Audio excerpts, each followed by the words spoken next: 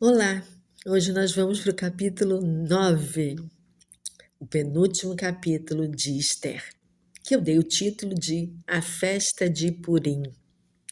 E tem outros também, né? Você pode escolher, como O Dia da Virada, quando o medo se transformou em festa. Que tal esse? Ou ainda A Celebração de um Povo que Não Morreu. Interessante, né? E eu estou querendo ouvir também, ouvir não, ler sobre o seu título. Ouse, escreva aqui embaixo. Deixe a sua inspiração acontecer. Vamos então à leitura do 9º capítulo? Bom, assim, no 13º dia do 10º mês, o mês de Adar, o dia em que entraria em vigor o decreto do rei, que seria o dia em que os inimigos dos judeus esperavam matá-los, aconteceu exatamente o contrário.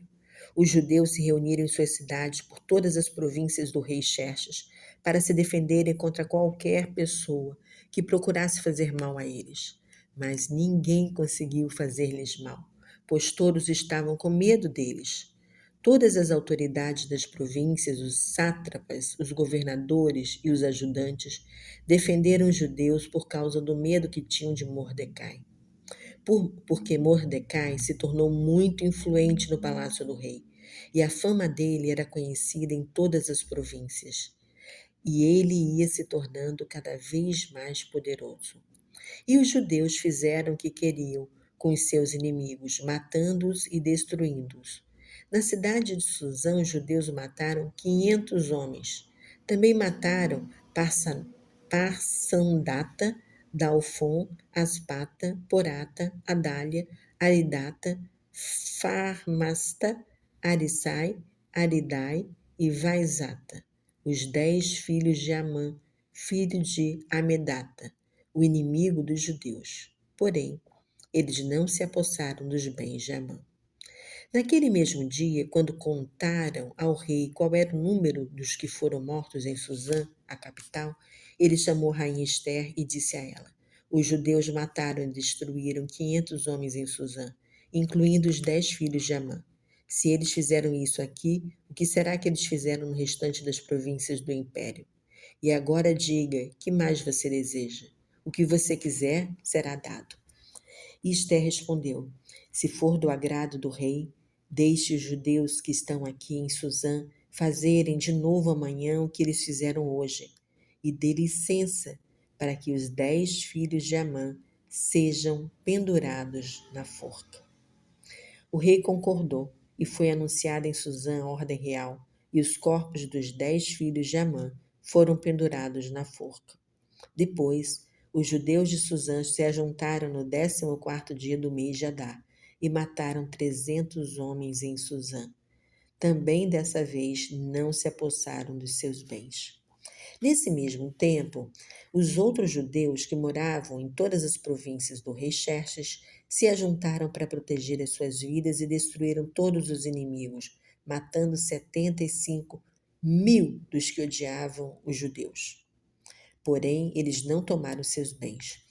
Isso foi feito em todas as províncias do 13º dia do mês de Adar, e no 14º dia descansaram, comemorando a vitória num dia de festa e alegria. Porém, os judeus de Suzã tinham se reunido no 13º e no 14º dias, e no 15º dia descansaram e fizeram dele um dia de festa e alegria. É por isso que os judeus que vivem nas vilas e povoados em todo o país de Israel até hoje comemoram a festa todos os anos, no 14º dia de Adar, quando se alegram e mandam presentes uns aos outros. Mordecai registrou todos esses acontecimentos e enviou cartas para os judeus que moravam perto e para os que moravam longe, em todas as províncias do rei Xerxes, dando ordens a eles para dedicarem como feriado anual o 14º e 15º dias do mês de Adar, e comemorar com festas, alegria e presentes para os pobres este dia importante da história dos judeus. Pois eles se livraram de seus inimigos e sua tristeza se transformou em alegria, e o choro num dia de festa. Então, os judeus aceitaram as ordens de Mordecai e começaram este costume que se repete todos os anos, como lembrança do tempo em que Amã, filho de Amedata, o Agagita, o inimigo dos judeus, tinha planejado destruir o povo judeu, escolhendo o dia de destruição por meio de jogo de dados. Mas, quando Esther foi dizer isso ao rei, o plano maligno de Amã virou contra ele mesmo, e ele e seus filhos foram pendurados numa forca. Por isso, essa festa tem o nome de Purim, porque Pur é a palavra que se usa na língua dos persas. Todos os judeus em todo o reino concordaram em começar esse costume e passá-lo aos seus filhos e a todos os que se tornaram judeus. Eles prometeram que nunca deixariam de festejar esses 2 dias anualmente, conforme Mordecai havia escrito. Seria um acontecimento anual que passaria de uma geração a outra, comemorado por todas as famílias, em cada província e em cada cidade. Desse modo, a lembrança do que havia acontecido jamais seria apagada pelos judeus.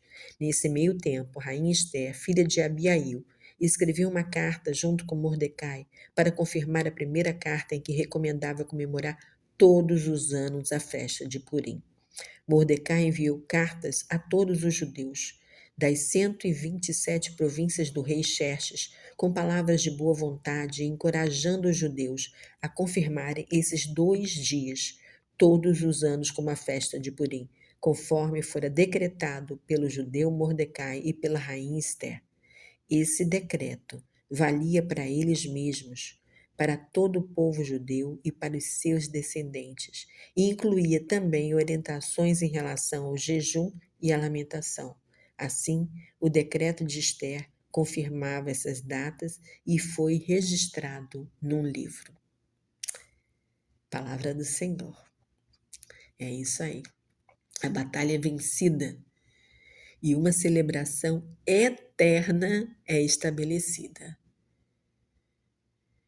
Qual dia da virada na sua vida merece ser celebrado todos os anos? Pensa nisso. E eu te convido a assistir hoje a reflexão sobre este 9º capítulo. Vou ficando por aqui. Um beijo no seu coração. Compartilha com quem você ama e deixa o like. Fui. Tchau.